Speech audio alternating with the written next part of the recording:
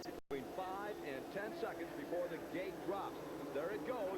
They're off. Round 4, and a rider is down less than 3 or 4 foot from the starting gate. Now, that's a rough way to start. But Matasevich looked like he pulled. Oh, and we've got a big pileup.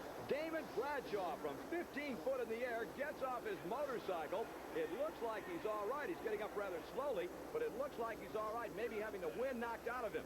Meanwhile, there's the rider off the starting line getting his bike fired up and ready to go. That's Mike LaRocco, number 10 on the Suzuki. Back to the first corner.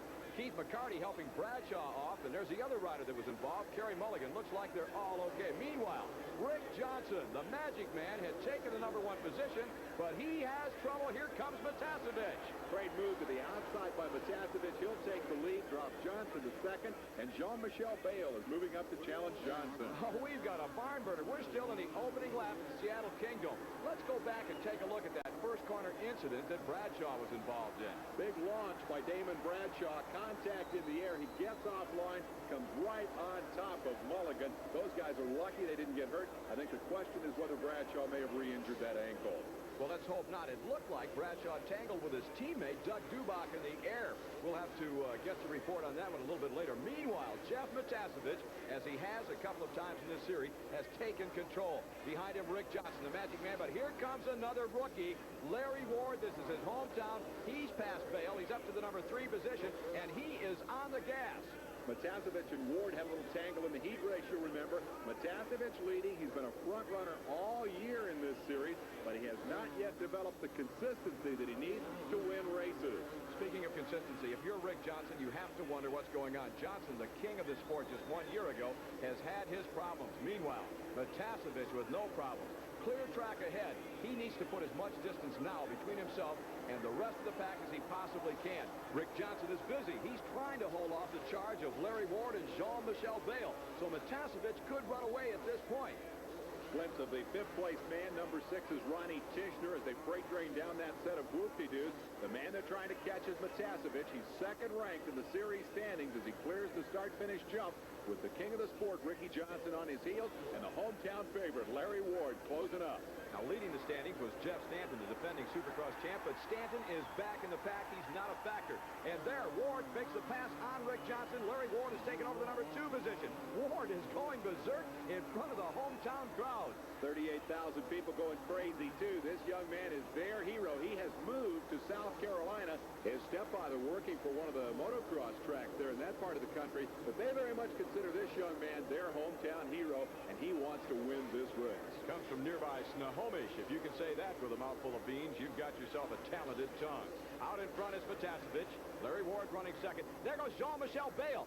Bale tried to get around Ricky Johnson, his teammate. He was trying to give him plenty of room, and unfortunately, he gave him a little too much room. You can't run outside the bales. Bale in the bales, right? Matasevich uses that to open up a little bit of an advantage. He's been a 1-2 runner all season long, but this looks like it's going to boil down to a 2-man battle. Ward now has only Matasevich in front of him. Remember the bad blood from the heat race. This could get real interesting. We go back to the opening round, Anaheim. Matasevich had the lead there after passing Bradshaw, but Bradshaw hung tough.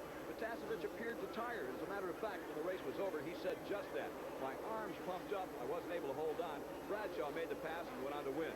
Earlier today in the heat race, something similar happened. Matasevich had a big lead. Larry Ward reeled him in, and Matasevich later said that he tired. But the main event would be different. Let's see what happens as this one unfolds. Meanwhile, Rick Johnson continues to drop off the pace as Ron Tishner has now put the moves on the ex-king of motocross.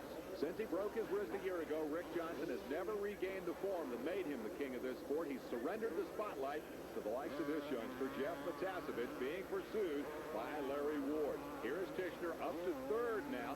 That's going to drop Johnson back to 4th spot. Tishner's riding a good race. He's riding extremely well. And though Tishner is not a rookie in the sport, he's really never been one of the more prominent riders. He's coming into his own in 1990. I hate to say it, Dave, but we're back to that same topic of conversation, rookies and veterans. And right now, the rookies are showing the short way around the track to the veterans. They've definitely had a great season so far. They've been the headline story. We've had about 2 glimpses of Jeff Stanton, the series champion, all night tonight. We watched Ricky Johnson struggle, and we think back to the days when he won more Supercross races than anybody in history. Broke the record held by Bob Hanna. His wrist still hurts. It works on his head, and Johnson continues to struggle. There's a glimpse of Stanton, and you see he's more than a straightaway behind on bike number 1 as number 20 Matasevich sets sail out front. Just 1 year ago, Matasevich was riding in the 125cc class and winning the Western region in that class. As a matter of fact, 2 years in a row, he was declared the Western 125cc national champion. Now he's double the size of his bike, and it looks to me like he's riding twice as good. We'll be back right after this. Supercross series, we have a real barn burner. Jeff Matasevich, number 20 out of La Habra Heights, California, is ahead of local favorite Larry Ward. He's been there throughout the race. We asked Matasevich earlier if this is any kind of an indication, he and the rest of the rookies, as to what we can look forward to the rest of the series. You know, every 5 years or so, it seems like a new generation comes through the sport, and I think it's definitely coming through now. And I think, you know, Damon's won both of them. He's going to be tough. Larry Ward got second. He's going to be tough.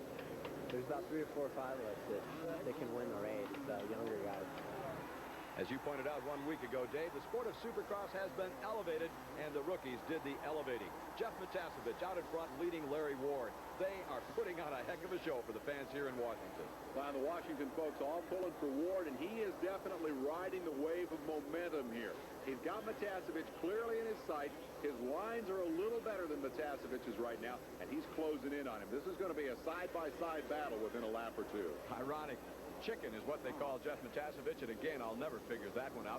And they've nicknamed Larry Ward because of his size. He's very tall and gangly. They're calling him Big Bird. All over the stadium, as a matter of fact, are signs proclaiming just that.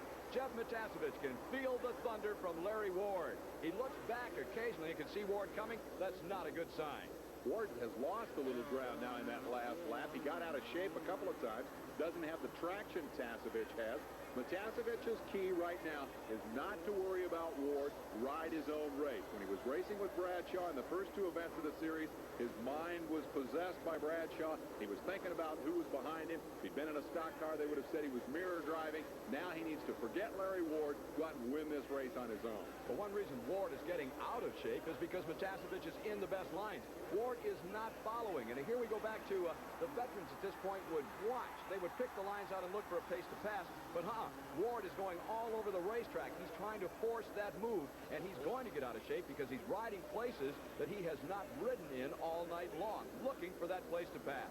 And he's also looking to work on Matasevich's head a little bit. Every time he shows him that wheel, Jeff knows he's there. It's a sight game at this point. Now Matasevich went to the inside. Ward squirted to the outside. Ward has the drive, and he takes over the number 1 spot. Larry Ward drove to the inside. I don't think Matasevich was looking for him, but he's in a bad position now. Matasevich came to almost a stop. He was trying to block Ward's momentum. Now Ward looks over at Matasevich. He has the inside line. Let's see what he does. He cuts across the front of it. Look at this. Look at this. Ooh.